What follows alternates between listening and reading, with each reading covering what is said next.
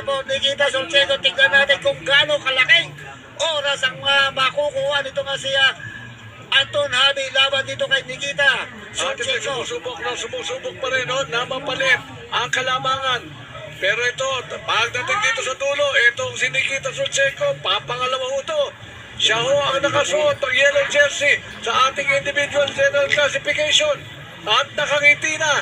Alam niya, no? Alam niya na makukuha pa rin niya. Ano? Siya pa rin ang susuot ng yellow jersey. At palapit na ng palapit. Ayan na ho. Nandiyan siya na taas 50 meters and it's gonna be Nikita Solcheco.